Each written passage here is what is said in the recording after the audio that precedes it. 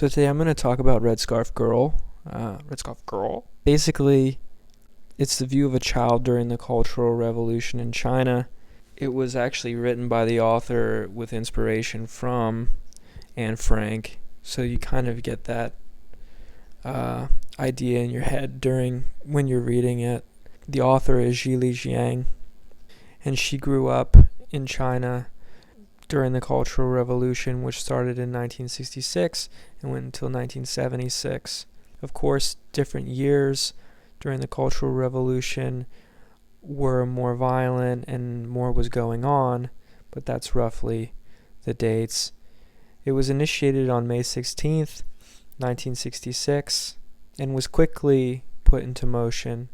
And the goal here was to eliminate old ideas, old traditions, old customs, things of that nature, things from the West, and things that counter-revolutionaries might still be holding on to from the past, from the battle between the communists and the capitalists in China. And why I really chose this book was because a child provides a very interesting, granular view of things that happen. I remember just even me being a child and knowing, for instance, where all the ant hills were in my backyard. That's how granular I was. Because you're stuck in one place, really. You're not moving around a ton. Everything in your town, in your own yard, feels sacred. You know every little piece of it.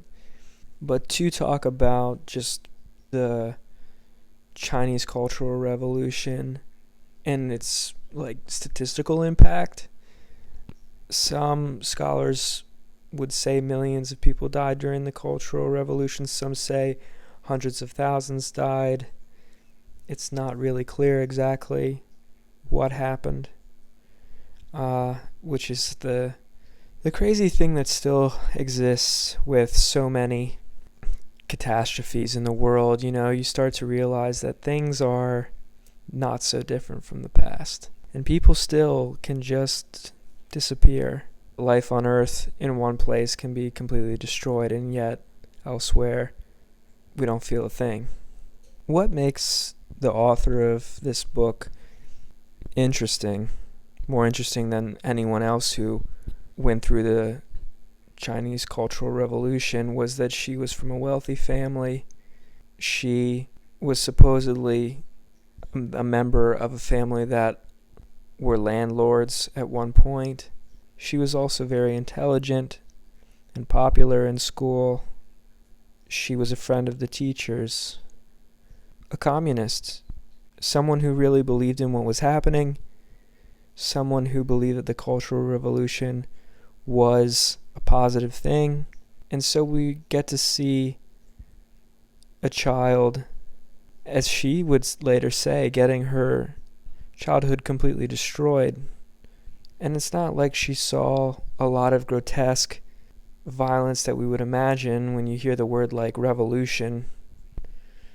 A lot of us, when we imagine the word revolution, we think of a guillotine, the French Revolution, things of that nature. She saw the way that people can interact and the way that people can change and what they can do to one another, how they can embarrass one another and shame and turn on the people even closest to them. Described in a very simple way, which is why this book, I believe, is a great one.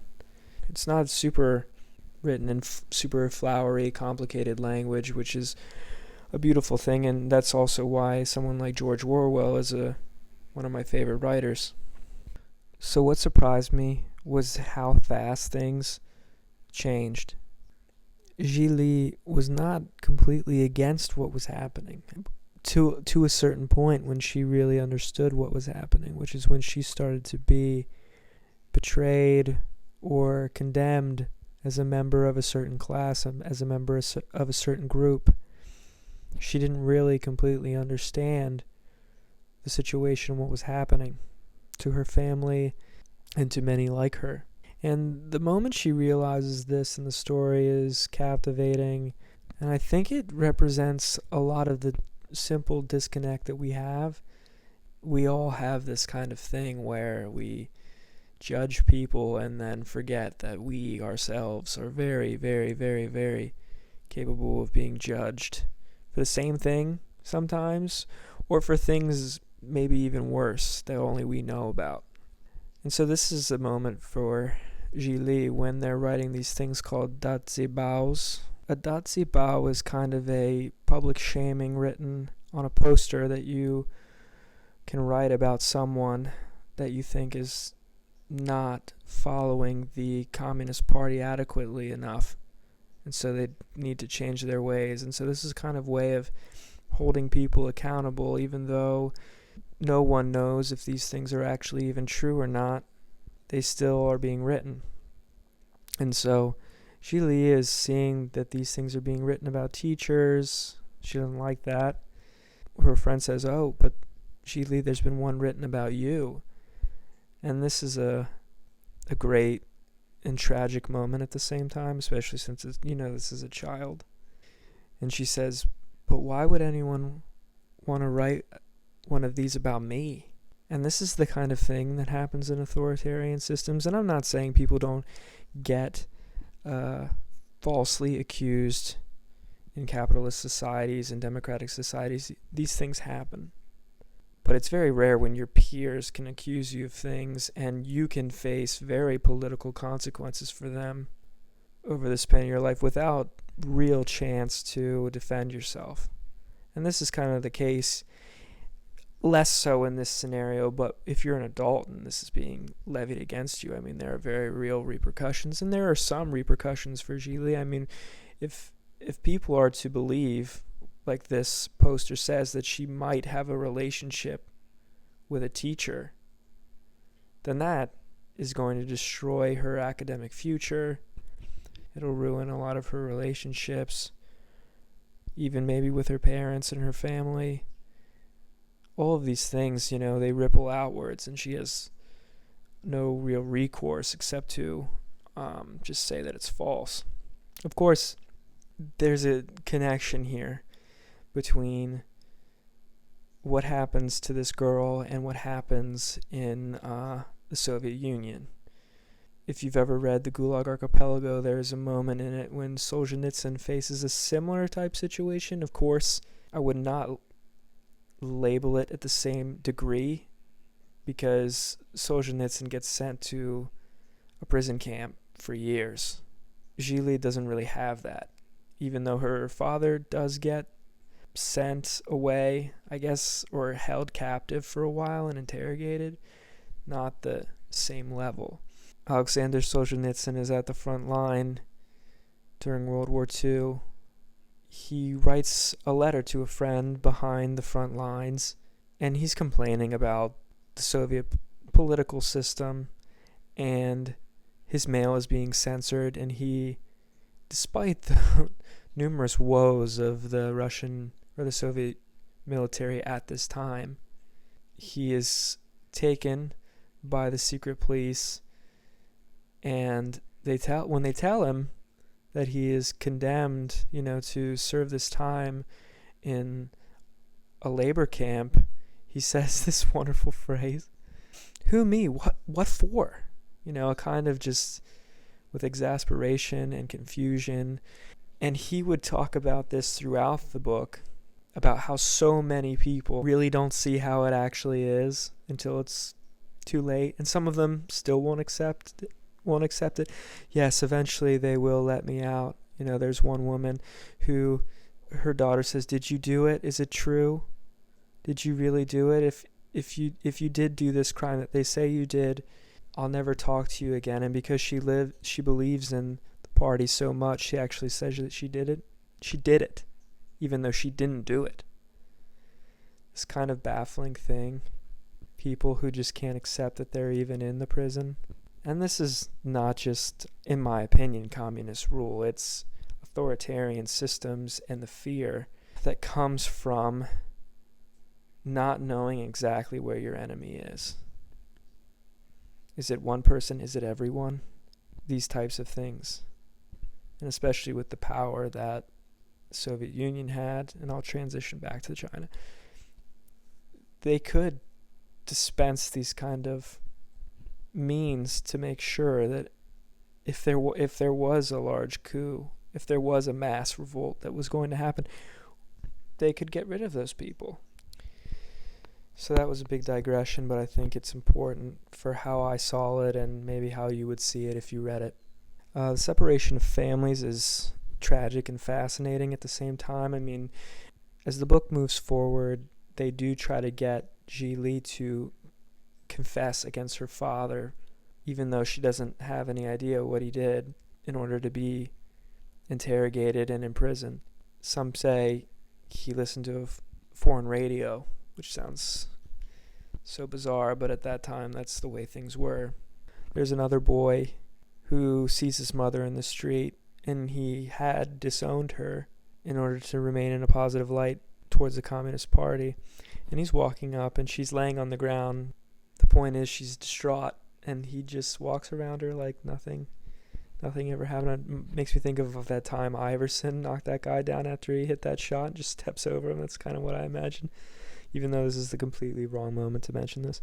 The book continues on. Ji Li is still trying to remain in favor of the Communist Party because she is ambitious, and now she has to kind of change her ways, and there's new people leading, there's new popular people, there's new people who are abiding by the rules of the Communist Party and who are really setting the standard in her school and amongst her family and friend group and etc. in her community.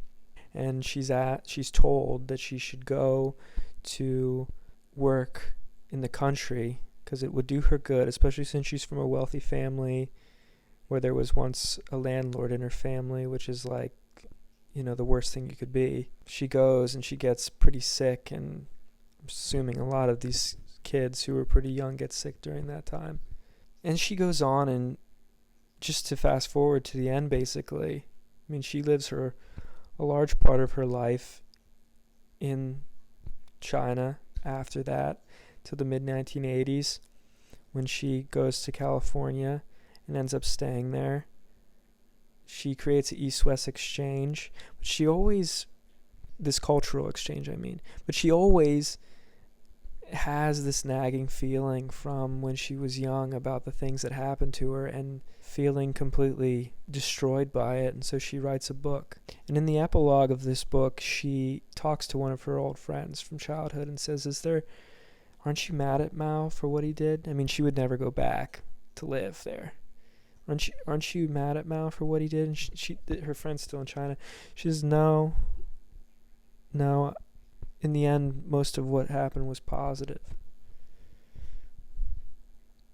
And a lot of people say these things. The question that I struggle with, and I think about all the time, is just history and how we perceive it. Because at the same time that lady says that, the thing that started the Cultural Revolution was a hatred towards historical figures, the injustices of the past. And yet this lady pardons a man who did a lot of perceived injustices. Now, there are still arguments going on. I just saw a documentary recently about the Chinese Cultural Revolution, which was a little bit pro-communist. And there's everyone in the comments saying, it wasn't that bad. Hundreds of thousands of people dying. But history. I'm the ghost with the most, babe. I said history 3 times. I think I just saw history. I'm not sure how to think about history, especially nowadays where there is something similar. Some parts of what's happening now in the United States with students, and I went through it myself, where you want to tear statues down, you want to condemn people of the past.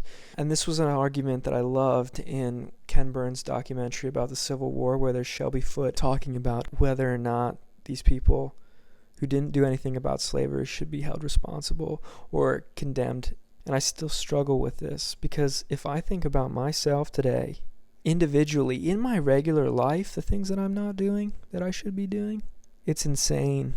If I take a second step and I think about all the things I'm consuming, this phone, because the supply chain's all messed up. A lot of the materials in an iPhone, such as cobalt, come from one place on the earth, in the Congo, and that place is full of artisanal miners who are often held at gunpoint and forced to sell these things that they mine, these metals that they mine, for a fraction. Coffee, I love coffee. A lot of fair trade plantations, it's not really clear that they're that much better. So many things that we're doing wrong, so many ways to get better, and so many cuts on our collective body. I think we should all be nervous about condemning the past, the people of the past, and what they did.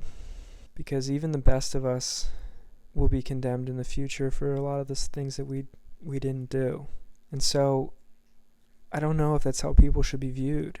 Shouldn't it be people who took on one thing and did the best they could? That's all I have to say about Red Scarf Girl. I highly recommend giving it a try if you're a kid, if you're an adult, if you're old, whatever, an old adult, older person. There's still something you can learn. It's a quick read. You can read it before bed. That's what I did. Thanks again. Subscribe if you feel like it. Boop.